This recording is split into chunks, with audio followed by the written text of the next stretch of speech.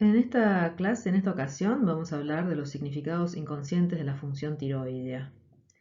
Es una investigación publicada por Chiosa y colaboradores en el año 1996, que la pueden encontrar, como todas las demás investigaciones, en la página de la Fundación Chiosa, que ahí la pueden descargar en la biblioteca y descargar de manera gratuita el tomo en el que figura la investigación y lo pueden leer. La página es www.funchiosa.com.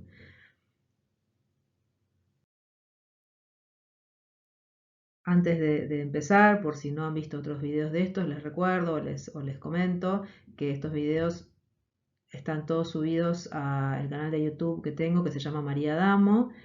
Allí van a poder encontrar diferentes playlists y hay una playlist en donde están las clases grabadas, las que fui grabando y subiendo. Son clases que yo fui dando en diferentes oportunidades en el Círculo Médico de San Isidro, en el Sanatorio San Lucas y actualmente a través de Zoom por la situación de cuarentena que estamos viviendo. Si van acá a la playlist, se llama ¿Por qué enfermamos? Ahora me parece que hace poquito le cambié el nombre, se llama Clases de Medicina Psicosomática ¿Por qué enfermamos? Y ahí van a poder encontrar, fíjense, todas las clases. Yo lo que les recomiendo es que si nunca escucharon nada de Chiosa, si este es el primer video que ven, a lo mejor entraron porque les interesa el tema de la tiroides, yo les recomendaría que escuchen estas primeras dos clases. Acá les voy a dejar el link de la primera clase introductoria, porque en esas dos clases yo hablo del marco teórico en el cual nos basamos para hablar de todo lo que sigue. Entonces, a lo mejor si ustedes no saben nada de Chiosa ni de psicoanálisis y no han visto esas clases, les va a costar entender el marco dentro del cual estamos hablando, que yo ya estoy dando cosas por sobreentendidas que expliqué en esas dos clases, que pueden ir a ver, que también están subidas al canal.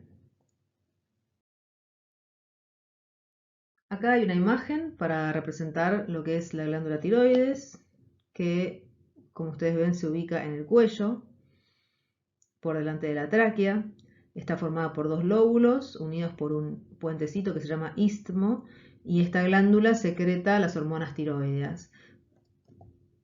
Las hormonas tiroides son indispensables para vivir. De hecho, como ustedes saben, si a alguien se le tiene que extraer la glándula por cuestiones médicas, tiene que tomar después hormonas tiroides de por vida porque el organismo no puede funcionar sin ellas. Y la función, digamos, si queremos resumir cuál es la función de las hormonas tiroides, que son la hormona T3 y la T4, es mantener, participan en mantener activado el metabolismo del organismo. Metabolismo es una palabra que deriva del griego, que significa cambio, metabolé, y el metabolismo se denomina metabolismo al conjunto, como dice acá, de reacciones químicas que ocurren en un organismo, es decir, tanto la descomposición de sustancias como la síntesis de sustancias, como la respiración celular, todo eso se está dividido, ¿no?, en el anabolismo, el catabolismo, en diferentes partes, pero es el conjunto de reacciones químicas o bioquímicas que ocurren en un organismo que permiten mantener la vida de ese organismo. Y, y las hormonas tiroideas permiten que este metabolismo funcione porque participan en la síntesis y en la activación de enzimas que son necesarias para que las reacciones químicas se puedan dar en el organismo. Ustedes saben que las enzimas son catalizadoras, es decir, que lo que hacen es acelerar reacciones químicas que sin esas enzimas hubieran tardado demasiado tiempo en realizarse y no sería la situación compatible con la vida. Entonces, las hormonas tiroides actúan a nivel de muchos órganos distintos, pero tienen siempre esta función principal, que es permitir que se produzcan estas reacciones químicas que logran el mantenimiento y la conservación de la vida a través de mantener activo este metabolismo. En lo que sigue ahora, yo les voy a mostrar algunas imágenes de pacientes con afecciones tiroideas. Ustedes saben que esta investigación se centra sobre todo en la función tiroidea y en las alteraciones en más y en menos de esta función. Entonces, más allá de cada tipo de enfermedad que puede sufrir la glándula tiroides, vamos a hablar de la función normal y de la función alterada en cuanto a aumento o disminución de la secreción de estas hormonas. Entonces, yo les voy a mostrar algunas imágenes de pacientes con alteraciones de secreción de la hormona tiroidea y quiero que ustedes traten de registrar a primera vista, ¿no?, como ocurrencia, qué es lo que ustedes sienten o qué afectos les surgen o qué emociones cuando ven estas imágenes. Aquí tenemos una imagen. Vamos a ver algunas más. ¿Con qué sentimiento ustedes a primera instancia pueden asociar estas miradas? Fíjense los ojos abiertos, ¿no? La mirada que parecería de un sentimiento bastante conocido, que es el miedo, ¿no? El terror, el miedo. Si ustedes vieran esta foto así, por ejemplo, parecería que ella está viendo algo que la aterra, que la asusta, por lo menos por la expresión, sobre todo de los ojos, ¿no? Aquí también. Es una mirada muy, muy parecida a la mirada del miedo o del terror. Por un lado, parecería que ellos tienen miedo, pero también nos despierta miedo a nosotros. Son miradas que asustan, ¿no?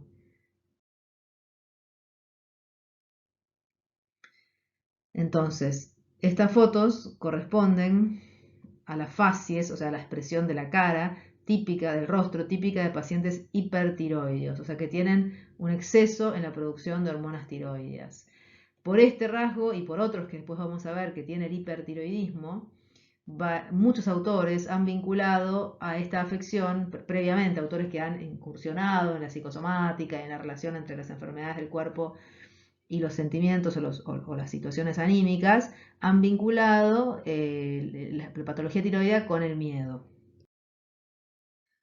Acá tenemos, por ejemplo, la foto de una mujer asustada, de una mujer con miedo.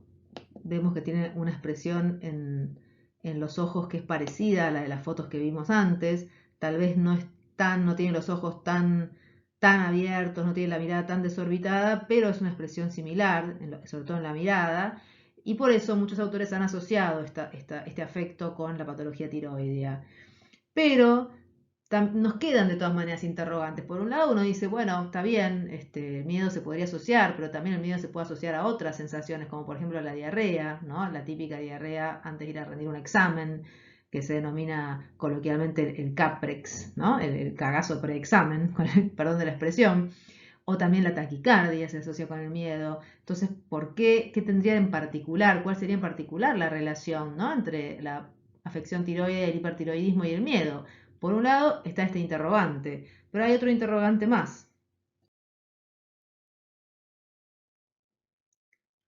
Aquí vamos a ver otras caras, otras expresiones que corresponden a la otra cara de la moneda de la patología tiroidea, que es el hipotiroidismo. Esta es la facies típica del paciente hipotiroideo. Y aquí nos cuesta vincular esto con el miedo. Parece más bien pacientes entre dormidos, deprimidos, atontados, abombados, ese tipo de cosas, ese tipo de expresiones, somnolientos, ¿no?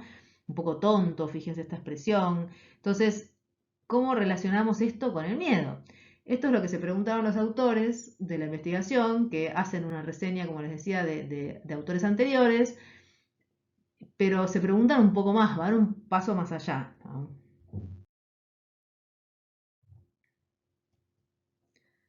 Se preguntan si es posible establecer una relación específica entre la afección tiroidea, por un lado, la patología tiroidea, y el afecto miedo. Si se puede encontrar una relación específica, la relación específica tendría que, digamos, lo que tendría que tener es que tenemos que poder hablar de un tipo particular de miedo que haga que sea una relación específica entre ese tipo particular de miedo y la afección tiroidea. Porque el miedo en sí es algo muy general, es un afecto muy general que también se asocia con, como les digo, otras afecciones del cuerpo y que además, por otro lado, nos queda la interrogante del hipotiroidismo. Entonces, guiados por esta pregunta, van a hacer la investigación. Para tratar de responder esta pregunta, que sería, la pregunta sería, ¿podemos relacionar la afección tiroidea específicamente con el miedo? Y si es así, ¿qué tiene de particular este miedo? Y además, ¿qué pasa con el hipotiroidismo? ¿También se vincularía con el miedo? Estas son las preguntas que vamos a tratar de resolver partiendo de esta impresión inicial que nos generaron las fases que es tan característica y tan notable, ¿no? De la facies hipertiroidea y que ha llevado, como les decía, a otros autores también a hacer esta relación. Bueno, vamos a tomar esta pregunta como una especie de guía y ver si la podemos responder a lo largo de la clase usando la investigación. Y para eso vamos a tener que hacer un rodeo. Ahora vamos a ver por qué, ya lo van a entender, tengan un poco de paciencia. Les voy a mostrar una imagen y quiero ver si ustedes saben qué es lo que les estoy mostrando, qué es lo que se ve en esta imagen que sigue.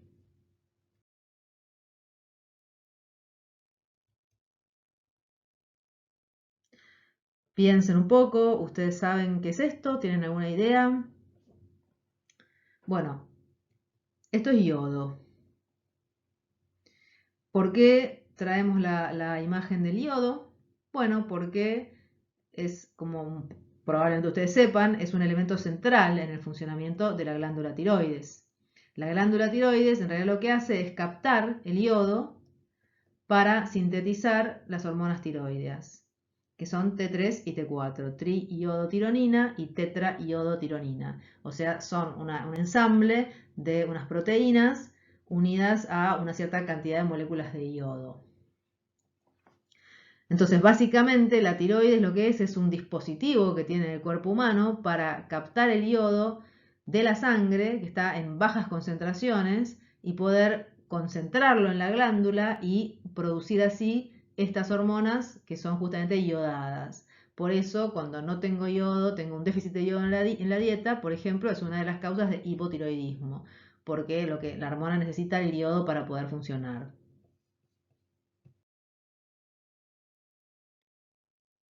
Acá tenemos otra imagen de yodo, del mineral, ¿no?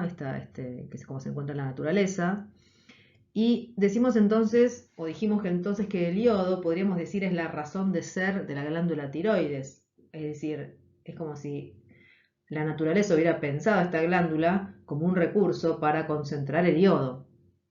O sea que si no necesitáramos yodo, podríamos decir, si no necesitáramos yodo en el organismo, no necesitaríamos tener la glándula tiroides, porque la glándula está para eso, ese es el fin, ese es el sentido de la glándula, la razón de ser.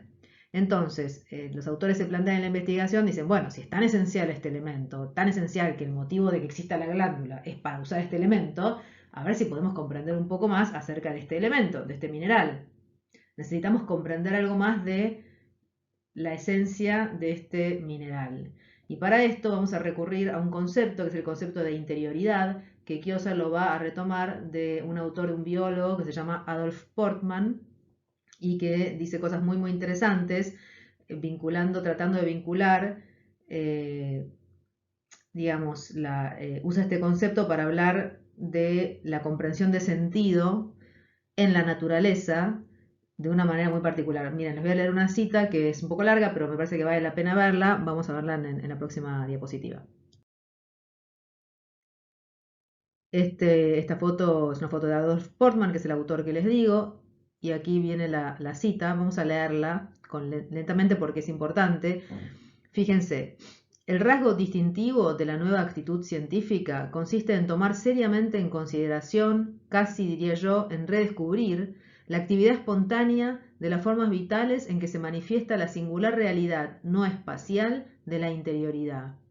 Evitamos ex profeso hablar de la psique y por ende de una nueva psicología animal, porque la imposibilidad de separar y distinguir cuerpo y alma, soma y psique en el estudio de la conducta, es evidente en la época de la medicina psicosomática, y tan evidente que hasta la expresión psicosomático no nos contenta, porque esta combinación verbal continúa expresando de algún modo la escisión originaria en dos elementos en lugar de designar más directamente lo nuevo como sería de desear. Fíjense, esto es una cita bueno, queremos destacar el concepto de interioridad, y es una cita de un artículo que se llama Los cambios en el pensamiento biológico de 1950, de un biólogo. Fíjense cómo él ya había pescado, siendo biólogo, ¿no? La cuestión de la psicosomática, de la disociación, de cómo esto no servía o era un enfoque incompleto.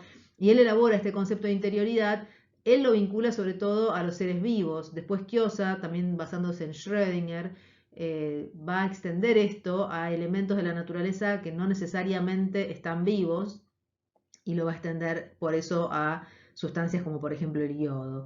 Pero fíjense qué interesante como uno ve en un biólogo en este año, ¿no? Ya esta agudeza en el pensamiento de darse cuenta que separar cuerpo y alma es una cosa ficticia, es una cosa forzada, ¿no? No es que, como él dice, la realidad no es cuerpo y alma por separado, en la realidad está todo junto. Y vamos a ver entonces cómo usa entonces Kiosa este concepto que acuña Portman pensando sobre todo en los seres vivos y cómo Kiosa lo va a usar para extenderlo también a sustancias como el yodo.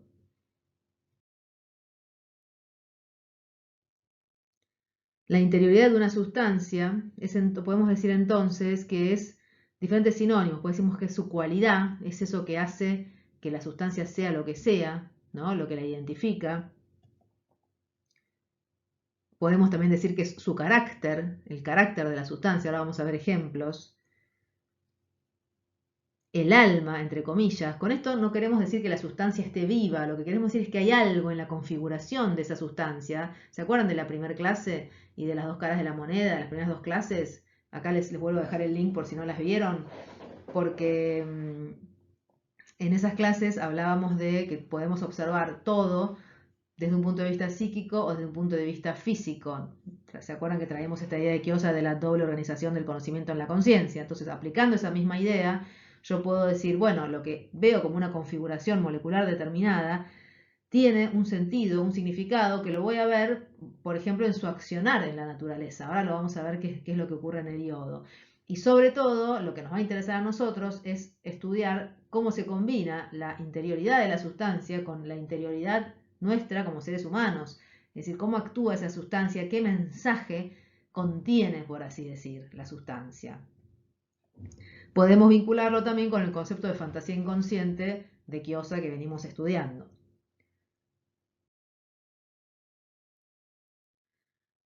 Así, por ejemplo, vemos una foto de amapolas. Ustedes saben que de la amapola se saca el opio. Y vemos una foto de una mujer fumando opio. Y ya solo la imagen, sin saber nada, nos muestra que es, por ejemplo, muy diferente al efecto de la adrenalina, que es un neurotransmisor, que genera una reacción totalmente distinta, ¿no? Esta persona está liberando mucha adrenalina, está tirándose de paracaídas o de salto libre, o como se llame, bungee jumping, y está con una cantidad de adrenalina, una activación absoluta en su organismo, mientras que la mujer que está fumando opio está en un estado de relajación, de letargo, de ensoñación, de placer, totalmente distinto. Entonces, tomo estos ejemplos tan contrastantes para decir que la interioridad de una sustancia y de otra, en principio, sin profundizar en su estudio, vemos que son significados diferentes que por lo tanto van a producir en la naturaleza, en el contacto con los seres vivos, también efectos diferentes y se van a expresar de diferentes maneras. Entonces, podríamos estudiar en qué consisten esas diferencias. De hecho, hay un trabajo muy lindo de Kiosa acerca de la interioridad del opio y de los opiáceos. Pero bueno, no me quiero ir por las ramas, así que vamos a volver a hablar de, en nuestro caso que nos interesa, que es el yodo. Dijimos que el yodo es captado por la glándula tiroides, que es una especie de superconcentradora de yodo en el organismo, y con él sintetiza las hormonas T3 y T4. Y que el efecto de las hormonas, fíjense, es estimular el metabolismo del cuerpo. Yo les explicaba que el metabolismo es la cantidad de reacciones químicas que ocurren, que tiene que ver con la producción de energía, ¿no? Son reacciones para las que se necesita energía y que además producen energía, como la respiración celular, y es lo que mantiene el cuerpo con vida. Entonces, estas hormonas estimulan este metabolismo. Y casualmente, para sintetizarlas, hace falta el yodo. Vamos a ver que esto no es casualidad. El yodo es un oxidante, ¿sí? Es un halógeno, que es un formador de sales, pero es un elemento que en la naturaleza es muy reactivo. ¿Qué quiere decir oxidante? Que reacciona muy fácilmente con el oxígeno y promueve entonces cambios químicos, reacciones químicas en las sustancias que entran en contacto con él.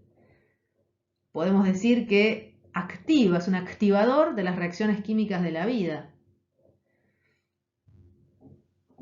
Y que promueve cambios y desarrollos que estaban latentes. Es como que al entrar en contacto con el yodo se desencadenan reacciones que quizás sin este contacto no se hubieran desencadenado o hubieran tardado muchísimo tiempo en desencadenarse.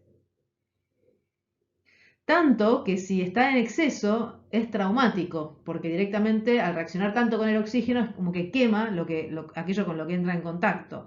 Por eso en la naturaleza se estabiliza formando sales, los ioduros. Podemos decir entre comillas que atempera su violencia al formar sales que lo estabilizan. También el yodo, por ejemplo, como antiséptico se utiliza también porque deshace las proteínas de los tejidos, las proteínas que están en descomposición, ¿no? Las bacterias, lo va deshaciendo todo por todas estas reacciones y por eso es antiséptico, que estas reacciones químicas que producen, pero que en exceso es traumático. Esto es importante, recuérdenlo, esta cuestión, porque también lo vamos a retomar cuando veamos los significados. Pero ya estamos pensando en algo que activa, que promueve cambios, que promueve, así como la hormona promueve activación del metabolismo, que es toda la producción de reacciones químicas en el organismo, también el yodo es un promotor de cambios en la naturaleza.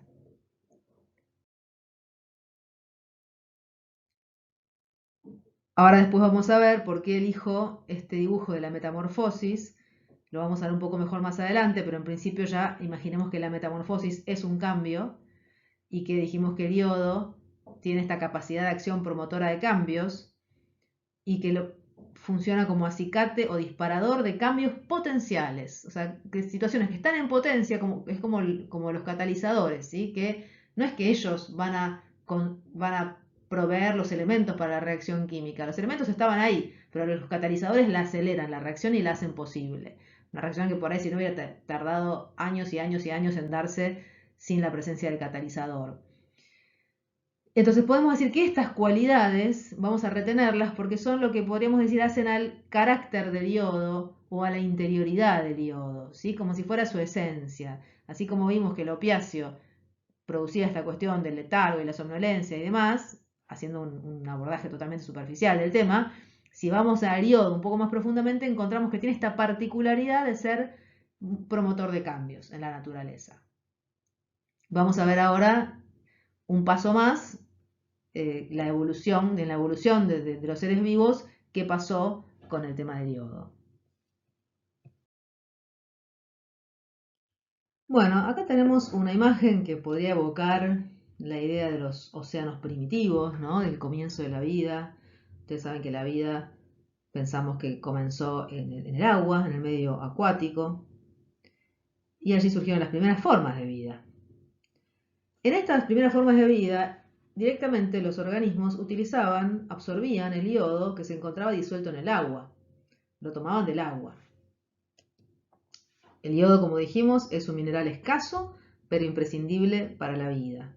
Es interesante que existen algas costeras que se especializan en captar el yodo que está disuelto en el agua y se sintetizan sustancias que se evaporan, que contienen yodo y que luego caen en la tierra y se depositan en la tierra. Por eso, Lovelock, que ustedes saben es un científico el que planteó la hipótesis Gaia, él decía que estas algas costeras funcionaban como si fueran glándulas tiroides a nivel planetario, decía, porque justamente recuperaban el yodo que estaba en el agua y lo volvían a poner en la tierra, como asemejando lo que hacía la glándula tiroides en el organismo humano.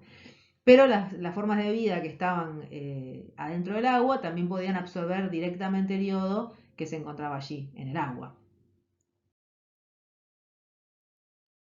¿Qué pasa cuando aparecen los anfibios? La vida se complejiza, evoluciona y empiezan a aparecer los primeros animales que van a la tierra, los anfibios, ¿sí? Que pasan del agua a la tierra.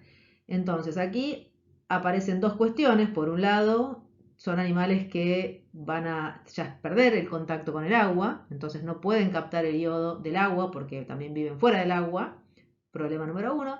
Problema número dos, necesitan hacer un desarrollo evolutivo enorme. Fíjense lo que es la transformación del anfibio. Aparecen huesos, aparecen pulmones, aparece una musculatura mucho más potente para poder soportar la gravedad. Entonces necesitan más que nunca necesitan más que nunca el yodo, que es este promotor de cambios. Y entonces, ¿qué pasa? Justamente en los anfibios, o casualidad, aparece el desarrollo terminado o acabado de la glándula tiroides. Había digamos, tejidos previos, ¿no? En algunos peces y demás del estilo de la glándula tiroides, pero la glándula tiroides propiamente dicha como órgano aparece en los anfibios.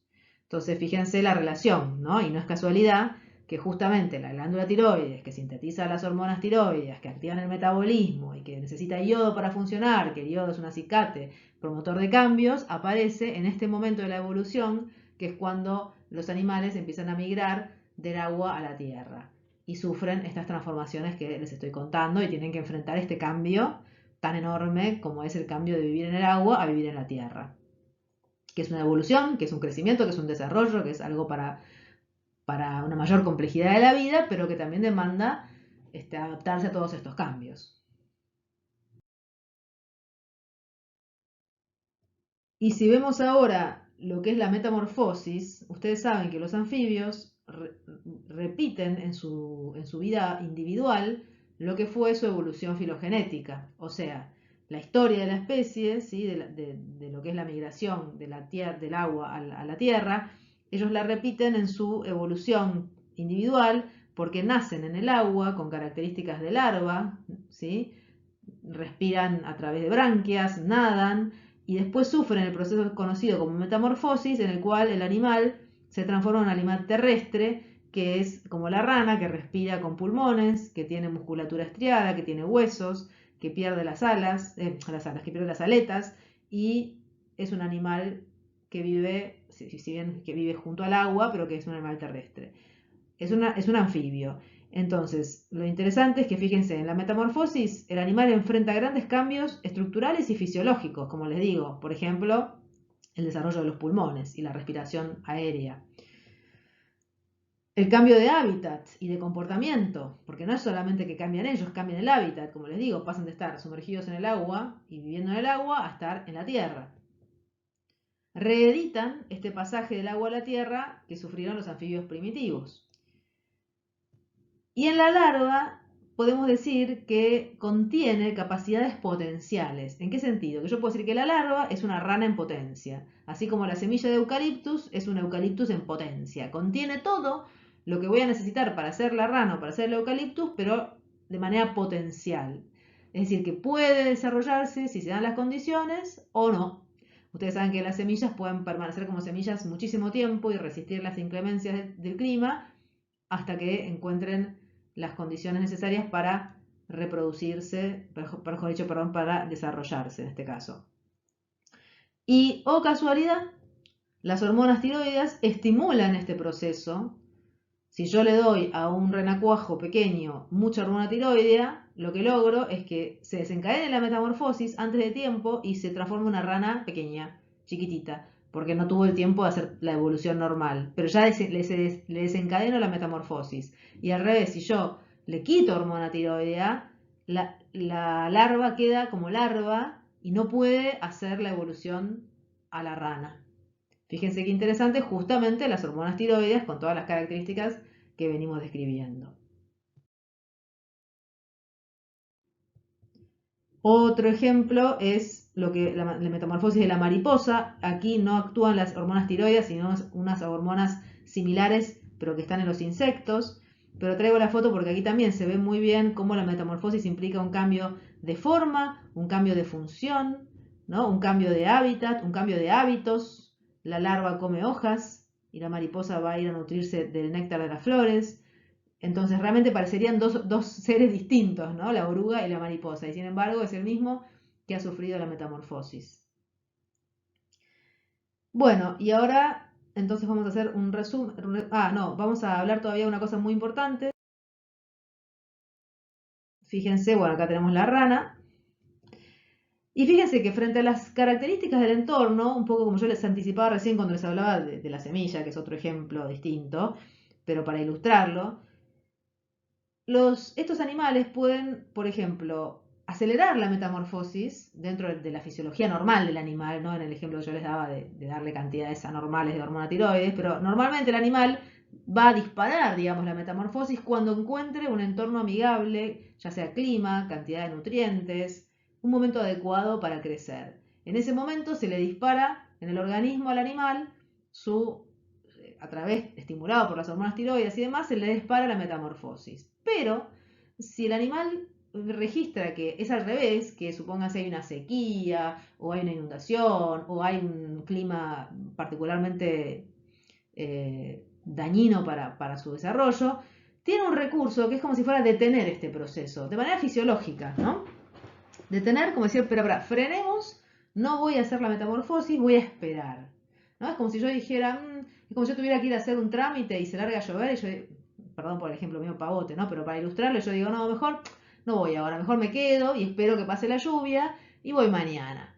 Entonces enlentezco este proceso y obviamente en el animal implica una cuestión mucho más compleja. Esto se llama neotenia en los animales y es la lentificación del desarrollo. Es frenar este proceso para esperar condiciones mejores.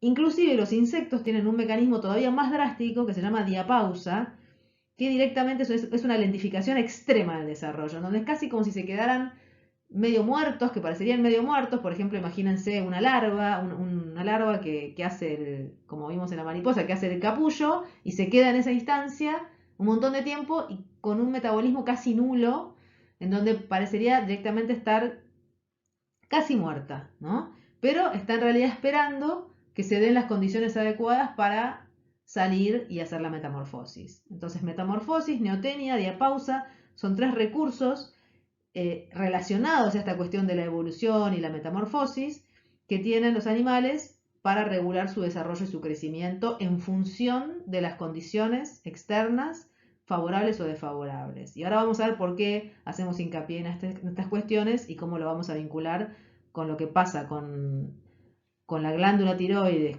con la hormona tiroides y con sus significados en el ser humano.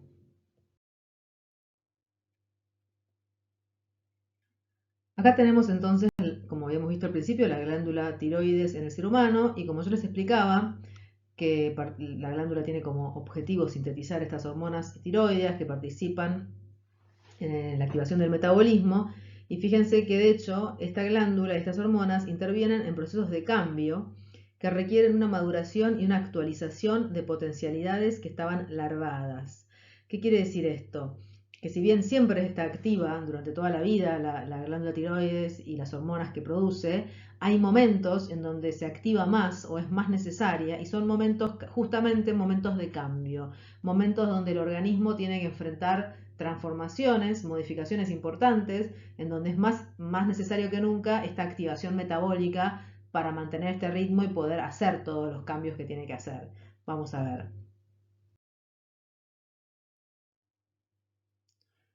En la especie humana, la función tiroidea entonces, como decía recién, se acrecienta en momentos de transición, como cuáles.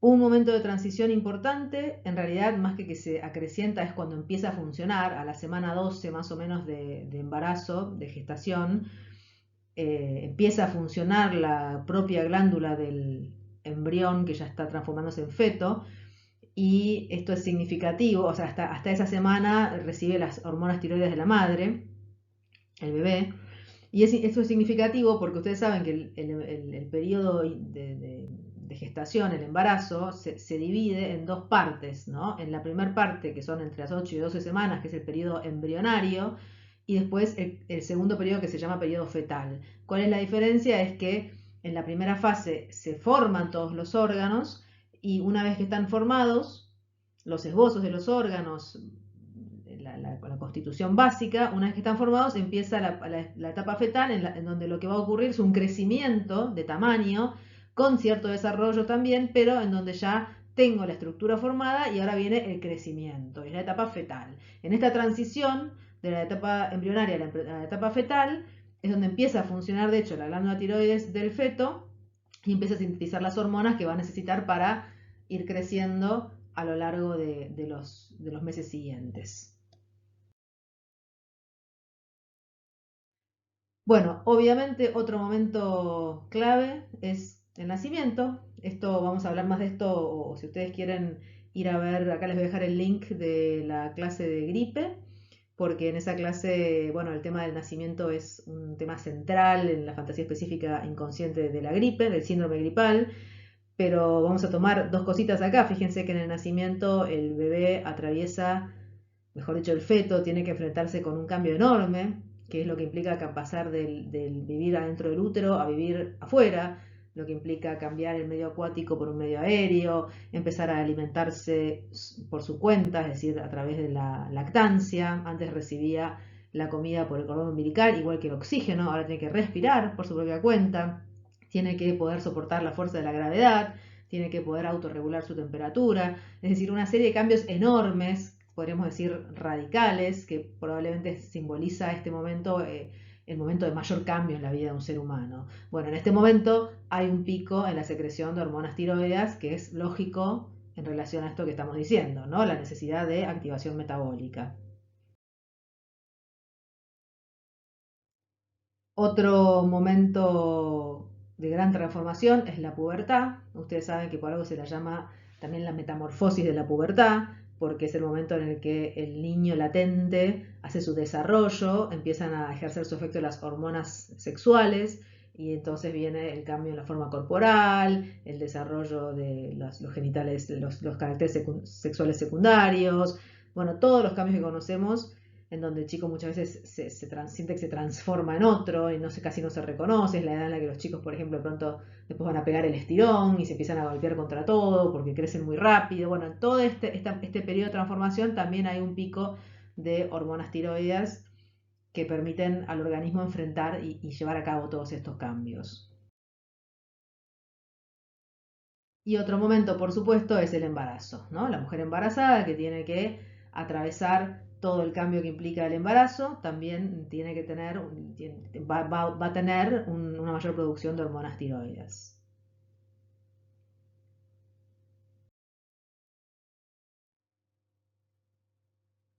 Es decir, que en momentos de pasaje de un estadio a otro de la vida, donde necesitamos optimizar los procesos productores de energía, son momentos donde vamos a tener mayor síntesis y secreción de hormonas tiroides, mayor requerimiento de la función de estas hormonas.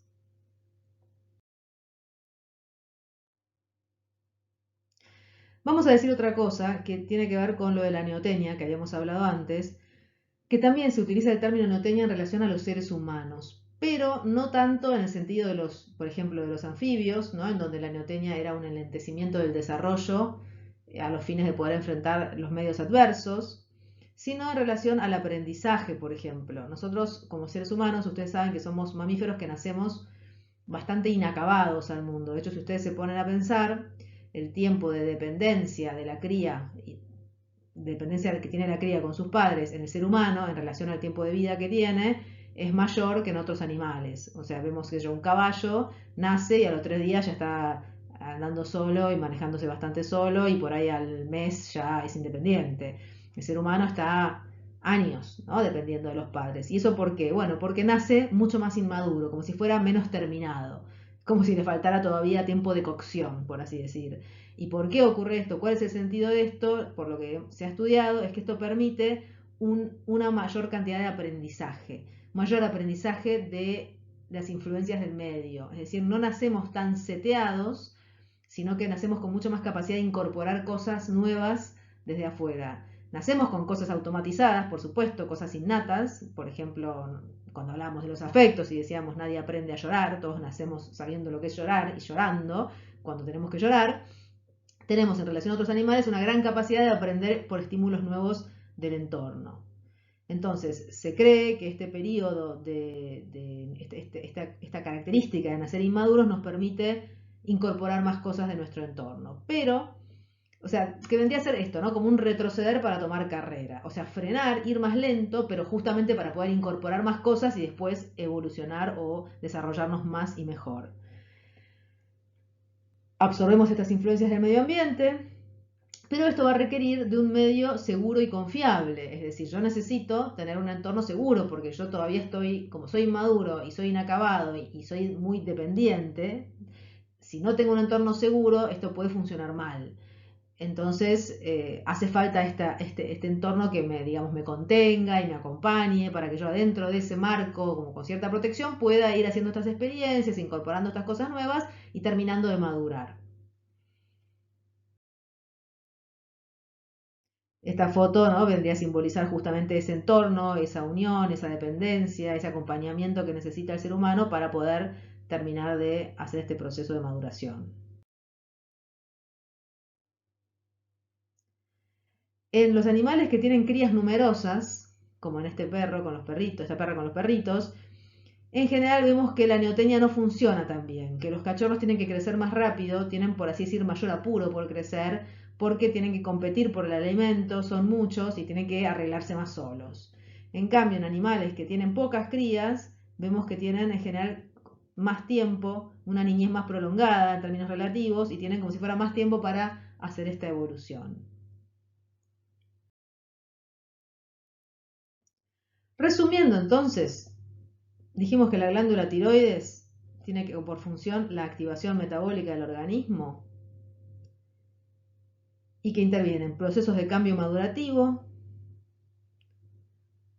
permite desplegar procesos latentes ahora oportunos, como lo que vimos, ¿no?, del nacimiento, de la pubertad, del embarazo, y siempre esto en consonancia con el entorno, ¿no? Es decir, que también hay una relación con el entorno que me permite llevar adelante esos cambios.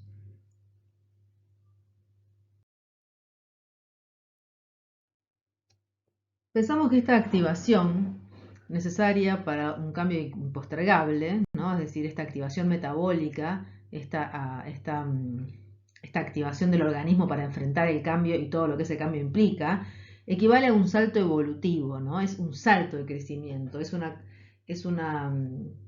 no es un crecimiento progresivo, sino es un crecimiento que en cierto modo se da de golpe, que implica cambios radicales, ¿no?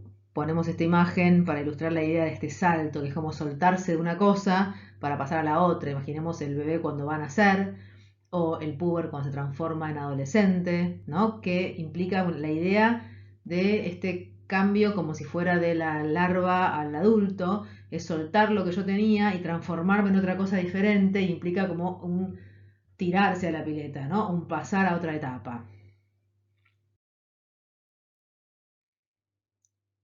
Y esto, dicen los autores de la investigación, reflexionando, se asocia a una vivencia particular que ellos denominan o designan como apremio, ¿no? Una vivencia normal, que es cuando uno tiene que enfrentar cierto cambio, uno se siente apremiado por hacerlo, uno siente que es algo que tiene que hacer, que es el momento oportuno, pero que tal vez uno se siente con cierta inquietud. Lo podemos transponer a otros momentos vitales o otras situaciones. Imagínense, por ejemplo, un adolescente o adulto joven que siente que está terminando de estudiar y que está empezando a trabajar y que es el momento, por ejemplo, para irse a vivir solo, ¿no? O una pareja que están conviviendo y que sienten que es el momento de casarse o de tener un hijo. Es decir, la sensación de que está llegando el momento, la ocasión donde es como el momento oportuno para dar el próximo paso, pero este paso, más que un paso, es un salto, ¿no? Y entonces uno siente un cierto apremio, siente que bueno, que ya no lo puede demorar mucho más, porque ya es el momento, pero quizás despierta una cierta inquietud. Es decir, la oportunidad tiene un tiempo preciso, no se puede esperar, siempre hay un mejor momento para ciertas cosas. Y esto es un afecto, dicen ellos, el apremio, que es el acompañante normal de los procesos madurativos, que es normal que uno sienta este apremio hasta cierto punto, es algo que uno siente frente a algo que siente como peligroso, porque es algo nuevo, y que se emparenta con el miedo, ¿no? Pero ellos dicen, si uno tiene una tolerancia a este apremio, o sea, cuando las cosas transcurren bien, uno puede tolerar este apremio y uno puede dar el paso y seguir adelante. Puse esta diapositiva del reloj de Alicia del conejo con el reloj de Alicia en el País de las Maravillas, pensando en la idea del apremio, del apuro, ¿no? Que hay que correr, que hay que llegar, que es el momento de hacerlo. Cuando esto funciona bien, como yo les decía, lo tolero y doy el paso. Pero cuando esto no funciona bien, puede ser que yo tenga más temor, que el temor se me acreciente. Simbólicamente pongo al chico acá en el trampolín, como imagínenselo como diciendo tengo que saltar, pero tengo miedo y siento que no voy a poder. Y entonces me agarro al trampolín y no quiero saltar porque siento que no lo voy a poder lograr, no lo voy a poder superar. Y entonces, cuando plantean los autores, cuando ya sea porque el entorno es adverso, ¿no? O el sujeto no se siente preparado, estas dos cosas van juntas en general. Imagínense, por ejemplo, eh, hay dos casos publicados en la investigación que les recomiendo ir a leer. En uno, por ejemplo, era una chica que se sentía viviendo en un ambiente muy loco, con una madre y una hermana muy locas que la agredían, que le pegaban, y el padre se muere y ella siente que tiene que irse, ir sola, porque de alguna manera no se puede quedar allá donde está, pero al mismo tiempo se siente sin los recursos para poder anímicos, ¿no? Siente que no va a poder enfrentar esta soledad y entonces intenta irse a un convento porque ella formaba parte de una congregación y bueno, y en el caso cuentan las vicisitudes de lo que le va pasando y cómo ella trata de buscar refugio en el convento, es decir, busca en el entorno a ver si alguien la puede acompañar o un lugar donde poder tener todavía esa contención que siente que necesita porque siente que no puede dar ese paso que tiene que dar, por ejemplo, ¿no? Entonces, cuando el entorno es adverso o el sujeto no se siente preparado, este apremio se transforma en algo más intenso, que los autores llaman acoso, ¿no? Acoso ya designa una persecución más fuerte, una persecución que no da tregua, ya no es solamente un apuro, una cierta presión, sino es una persecución y un miedo mayor, ¿no? El miedo aumenta. Ahora bien, obviamente es un tipo particular de miedo. Fíjense que ya un poco lo estamos delineando, porque estamos diciendo que es el miedo frente a un proceso de cambio que yo tengo que hacer, que siento que ha llegado la hora, pero que al mismo tiempo tengo miedo y siento que no voy a poder, y entonces no sé cómo hacer frente a esa situación y se me transforma en un miedo muy grande. Vamos a hablar un poquito del miedo y vamos a ver qué relación podemos establecer ahora entre el miedo y las afecciones tiroideas en cuanto a sus manifestaciones somáticas. El afecto miedo, clásicamente ustedes saben que sus expresiones corresponden tanto en la expresión, digamos, motora, como en la sensación, ¿no? Corresponden a lo que en la filogenia fueron acciones necesarias para emprender el ataque o la fuga. Hoy, de repente, por ejemplo, que se nos paren los pelitos de los brazos, no es demasiado útil, ¿no? A la hora de hablar de una situación de peligro, pero si pensamos que filogenéticamente venimos a otras líneas de animales, por ejemplo, en muchos animales como los gatos o los felinos, la piloerección tiene el objeto de mostrarse más grande, que el animal parezca más grande con la ilusión así de asustar al enemigo. Y son resabios, entonces las manifestaciones del miedo son resabios que nos quedan de aquellas acciones que pensamos, siguiendo a Darwin, siguiendo a Freud, que fueron acciones eficaces en la filogenia, en el pasado de nuestra especie, pero que ahora no son eficaces, pero sí se puede entender el sentido. Esto que estoy resumiendo acá, como ustedes saben, está bastante más explicado en la segunda clase de introducción, que les dejo acá el link, que hablamos bastante del tema de los afectos en particular, que es un tema central para comprender la relación entre las enfermedades orgánicas y las situaciones anímicas. Y fíjense que las hormonas tiroides actúan en situaciones de peligro, incrementando el metabolismo en pos de energía.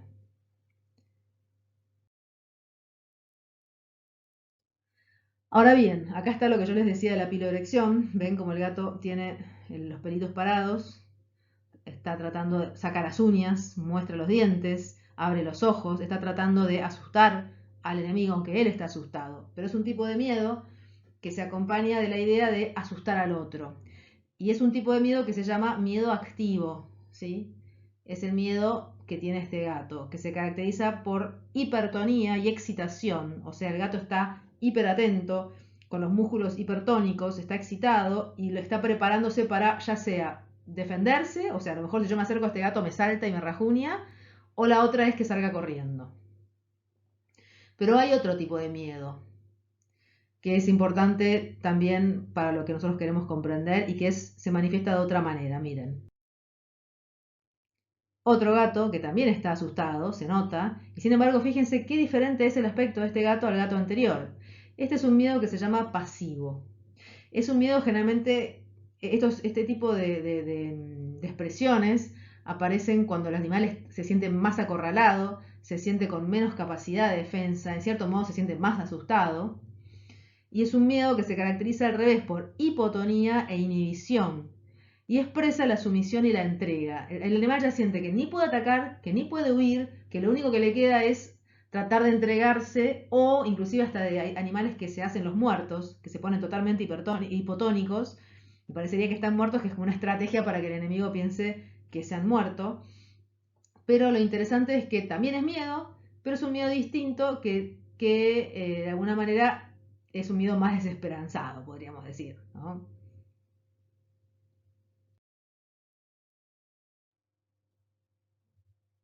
Y ahora veamos, comparemos, ¿no?, los signos físicos presentes en ambos tipos de miedo. Hablamos del miedo activo y tenemos el estremecimiento, el temblor, la taquicardia, la taquipnea, es la aceleración del ritmo respiratorio, los ojos abiertos salientes, sudoración fría, relajación del esfínter anal y vesical. Y en el miedo pasivo, que era el otro gatito, tenemos hipotonía muscular, hasta parálisis puede llegar, bradicardia, se enlentece el ritmo cardiovascular, hasta puede llegar al síncope, como el desmayo, que es lo que yo le decía a los animales que decimos que se hacen los muertos, y hasta un cese transitorio de la respiración. O sea que fíjense, acá tenemos un poco como dos caras de una moneda. Por ejemplo, en lo muscular, en lo respiratorio, en lo cardiorrespiratorio, tenemos reacciones opuestas, pero ambas manifestaciones del miedo. Si ahora vamos a las afecciones tiroideas, dijimos que nos íbamos a ocupar de las disfunciones de la secreción hormonal de la glándula, que tienen múltiples causas, y no nos vamos a meter con las causas que se podrían también estudiar, porque podríamos estudiar el significado inconsciente específico de la tiroiditis de Hashimoto. Pero no nos vamos a meter con eso. En la investigación se limitan a hablar del hiper y el hipotiroidismo, sea cual fuera su causa, pensando en que esto habla de rasgos centrales del significado de la glándula, que después se pueden completar y complementar y profundizar si queremos estudiar cada patología. Yo tengo un exceso de secreción hormonal o puedo tener un déficit de secreción hormonal. El exceso es el hipertiroidismo y el déficit es el hipotiroidismo.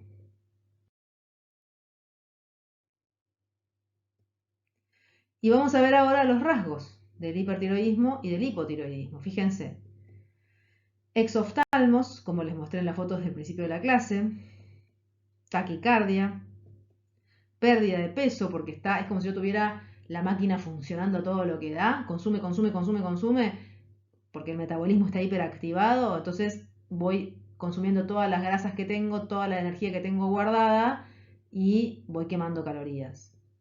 Excitabilidad nerviosa, calor, incremento del tránsito intestinal, temblor. Y en cambio en el hipotiroidismo, que es son las otras fotos que ya les mostraban, fíjense que es como la otra cara, ¿no? Tengo un aspecto edematoso, ritmo cardíaco lento, en lugar de taquicardia tengo bradicardia, aumento de peso, porque por un lado no consumo las grasas que voy acumulando y además retengo líquidos, apatía y letargo, una especie de atontamiento, funciona más lento la cabeza, digamos, los pensamientos, sensación de frío, a pesar de toda esa acumulación de grasa, una sensación de frío, constipación. Y entonces tengo en uno el aumento del metabolismo, como yo les decía, tengo la máquina trabajando todo lo que da, y en el otro los síntomas son expresión de una disminución del metabolismo, porque tengo más o menos hormonas tiroideas en cada caso.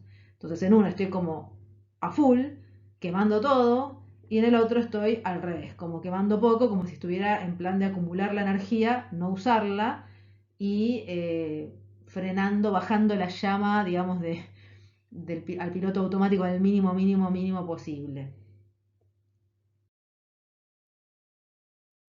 Y si volvemos para hablar del miedo, fíjense qué curioso el parecido entre lo que yo les decía antes del hiper y el hipotiroidismo y el miedo activo, y lo que vimos del miedo activo y del miedo pasivo, donde los rasgos son parecidos. De un lado el temblor, la taquicardia, la taquipnea, los ojos abiertos, del otro lado la hipotonía, la parálisis, la bradicardia, el síncope. Habría como un parentesco entre el miedo activo y el hipertiroidismo, parentesco porque no es exactamente lo mismo, y el miedo pasivo y el hipotiroidismo. Y podemos entonces establecer una relación entre el miedo activo y el hipertiroidismo, como les decía recién, y el miedo pasivo y el hipotiroidismo.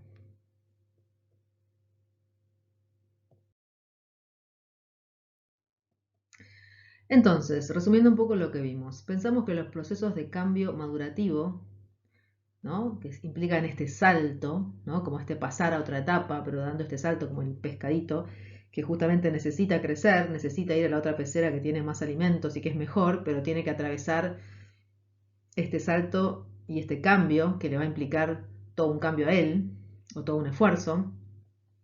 Implica mayor individuación estos procesos, ¿no?, de crecimiento, como lo que vimos del nacimiento, como lo que vimos de la pubertad, y también en los ejemplos que yo les daba, ¿no?, el irse a vivir solo, el casarse, el tener un hijo. Todos estos momentos de cambio en la vida implican mayor individuación, implican desplegar procesos latentes, ¿no?, con los que nosotros teníamos adentro pero que ahora los tenemos que desarrollar. Implican tolerar un determinado apremio, ¿no? ¿Por qué? Porque siento una vivencia de peligro. Frente a esta vivencia de peligro siento el apremio, siento que tengo que enfrentarlo, pero me da una cierta inquietud, y esto se asocia al afecto de miedo también. De un miedo particular, de un miedo frente a este cambio, frente a este salto evolutivo que tengo que dar. Entonces, lo que subrayan los autores es que cuando esto se vuelve muy intenso, se transforma en acoso, en una sensación de acoso que no puedo soportar. Este acoso lo puedo soportar en la conciencia, eventualmente, o lo puedo reprimir. Y reprimir de una manera particular, que es la desestructuración del afecto, la deformación del afecto. ¿Se acuerdan que habíamos visto en la clase sobre los afectos? Entonces, lo que plantean es que la disfunción tiroidea está expresando este miedo desfigurado, pero este miedo particular, fíjense, es el miedo ante un proceso de cambio madurativo experimentado como un apremio que adquiere las características del acoso. Es decir, en el ejemplo que yo les daba, la chica esta que vivía con la madre medio loca y la hermana loca que le pegaban, que el padre había muerto, que en el momento que el padre muere ella empeora su enfermedad, pero ahora llega un momento en el que ella siente el acoso, siente que tiene que salir, porque no puede quedarse donde está, pero siente que no va a poder. Entonces esto se transforma en un miedo muy muy particular. Los enfermos tiroideos, pensamos, se sienten sin el medio seguro y confiable al cual poder entregarse para madurar paulatinamente, como habíamos hablado al hablar de la neotenia, del entorno que contiene. Bueno, esto es un sentimiento que ellos no tienen. Más allá de cómo sea su familia, ellos no se sienten así, no se sienten contenidos. Obviamente habrá rasgos en la familia, pero quiero decir que no es solamente una situación de la familia, sino de cómo el sujeto lo vive a esto. Y entonces, en este sentido, lo que plantean los autores es que frente a esta sensación habría dos reacciones posibles. Una es la que se expresa en el hipertiroidismo, ¿no?, que es la idea de escapar hacia adelante. Es como si el sujeto dijera, bueno, como no tolero este acoso, yo me mando, me voy para adelante, hago el cambio, hago el crecimiento, pero en realidad no se siente listo para crecer. Es como un escaparse para adelante. Y entonces, como estos sentimientos están reprimidos, se van a expresar a través de del trastorno metabólico. Y este crecimiento, este apuro por crecer, que se desaloja de la conciencia, se expresa en el metabolismo acelerado. Un metabolismo que se activa buscando lograr, como si el sujeto dijera, bueno, si yo activo mi metabolismo, voy a lograr ese crecimiento que siento que no estoy pudiendo hacer, pero resulta que ahora no tiene que crecer en desarrollo corporal, tiene que crecer en la vida. Y ya esto no se resuelve con una activación metabólica del organismo, sino que tiene que enfrentar el cambio en su vida. Por ejemplo, en cualquiera de los ejemplos que yo les daba recién. Siente que no puede, entre comillas, permanecer neoténico. Siente que no tiene tiempo. Y es como si fuera un intento fallido de metamorfosis. Es decir, es como si el sujeto recurriera a ese recuerdo filogenético. Dijera, yo voy a hacer como hacían mis antepasados cuando buscaban desarrollarse rápidamente para salir adelante y hacerse adultos. Y entonces es como si quisiera hacer una metamorfosis, pero que es forzada, que no se siente en condiciones de hacer, que tiene algo de pseudo, es como un pseudo crecimiento fallido. Y vamos a ver qué es lo que pasa con la otra cara, con el antes del hipotiroidismo tenemos acá este dibujo, ¿no? Que es el sujeto, es como si empujado por el miedo, corriera para adelante, tratara de salir para adelante, pero sintiéndose asustado. Y vemos acá la cara del miedo y la cara del hipertiroidismo, tan parecidas, ¿no? Y acá ahora sí, el hipotiroidismo expresa la contracara, el deseo de esperar, el deseo de guardarse, el deseo de decir todavía no es momento, todavía no puedo, negando que en algún momento va a tener que hacer el cambio. Es como si se quedara encapsulado. Enlentece su metabolismo intentando detener su proceso madurativo. Como si el sujeto dijera, hay una confusión de contextos, entonces el sujeto que siente que tiene que enfrentar el cambio trata de frenar esto frenando su metabolismo, expresando así la necesidad de frenar que tiene. Pero como todo este conflicto no se tolera en la conciencia, se expresa a través del trastorno metabólico, enlenteciendo el metabolismo. Busca evitar el miedo, porque el miedo no está en la conciencia, pero deja escapar la oportunidad propicia. Está negando que en algún momento lo va a tener que hacer. Es como la otra cara. Mientras el hipertiroideo no está pudiendo esperar, porque no se siente con el medio favorable para esperar, el hipotiroideo no está pudiendo enfrentar y hacer el crecimiento y se resguarda tratando de frenar para siempre su crecimiento. Son como dos reacciones opuestas. Podríamos decir que es como un intento fallido de diapausa, ¿no? Es como si dijera, ojalá yo pudiera ser como los insectos que se encapsulan y nunca crecen hasta que pasan las inclemencias.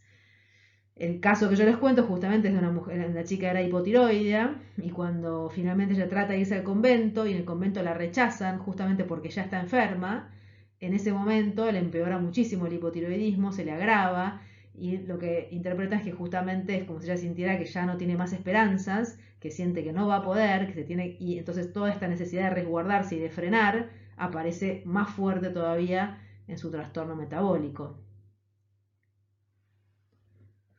Y se queda con toda esta grasa que los recubre, ¿no? Con este atontamiento, como si quisieran así armarse una especie de, como si fuera quedarse dentro como del huevo, ¿no? Adentro del útero esperando para nacer más adelante y sin embargo negando que en algún momento van a tener que salir adelante porque también es el deseo del sujeto, el sujeto también tiene el deseo de crecer. No es que, o sea, esto es importante, ¿no? No es que la vivencia de apremio que uno siente de afuera también es el apremio de los propios deseos. Porque cuando el ejemplo que yo les daba, una pareja, no sé, una mujer quiere tener un hijo, o una pareja quiere tener un hijo, lo pueden sentir como un apremio, como diciendo, bueno, el reloj biológico, ya estamos en edad, lo tenemos que hacer, pero tenemos miedo, pero es el deseo de ellos de tener un hijo, no es que alguien los está obligando. Pero esto se experimenta muchas veces como un apremio que viene de afuera. Entonces está esta fantasía ilusoria de decir, bueno, me freno, me guardo.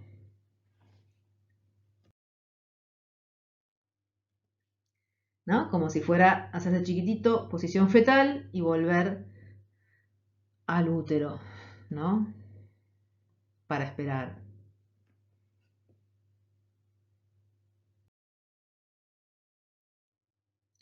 Entonces, tanto el hiper como el hipotiroidismo, ambos trastornos expresan un tipo particular de miedo.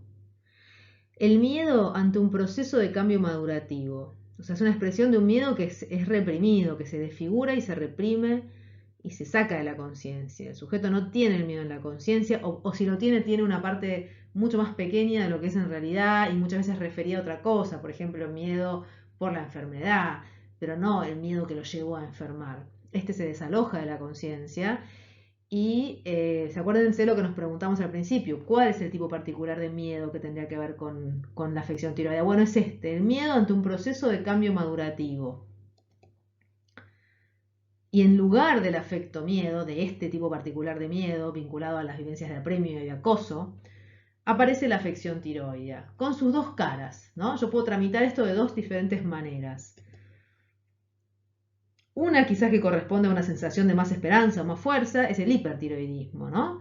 Que expresa el miedo activo que ha sido reprimido, ¿no? Y el intento de forzar el cambio haciendo un crecimiento de emergencia. El sujeto tiene tanto miedo de no poder crecer que siente que tiene que apurar su crecimiento, no puede esperar. Esto es muy común, ¿no? Cuando uno tiene dudas de si va a poder lograr algo, a veces siente apuro de hacerlo rápido. Pero niega el miedo. Y el hipotiroidismo al revés, expresa el miedo pasivo, más intenso, más alejado de la conciencia. El sujeto siente que necesita detener su crecimiento y encapsularse. En cierto modo pensamos que acá hay menos esperanza, ¿no? Es la sensación ya de tener que, como en el miedo pasivo, entregarse, ¿no? Y no es raro que muchas veces las patologías se combinen. A veces hay enfermedades, por ejemplo, que empiezan como hipertiroidismo, pero que después se agota, dicen que se agota la glándula, por así decir, y se transforma en un hipotiroidismo, ¿no? Todo esto también se puede interpretar y se puede entender el significado que está expresando. Así que bueno, esto es más o menos el panorama del significado inconsciente de las afecciones tiroides. Lo pueden ir a leer, como yo les decía, está en las obras completas del doctor Luis Quiosa, que está en la página de la Fundación Quiosa, donde se pueden descargar de manera gratuita todos los tomos de sus obras completas y leer la investigación. Allí hay 2 casos clínicos, uno de hipertiroidismo y uno de hipotiroidismo, son muy lindos y vienen bien para complementar la clase. Bueno, espero que les haya gustado. Este es el fin. Muchas gracias. Y bueno, si quieren saber más, preguntarme cosas, consultar, pueden encontrar más información, ya sea me pueden escribir por mail, info@medicinaypsicoanálisis.com.ar, o entrar en la página web que tengo, que es www.medicinaypsicoanálisis.com.ar, o como les decía también en la página de la Fundación Quiosa, que es www.funquiosa.com solamente. Y también buscar las clases en el canal de YouTube, como les mostré al principio. Bueno, nos vemos en la próxima, espero que les haya gustado y muchas gracias por su interés y su atención.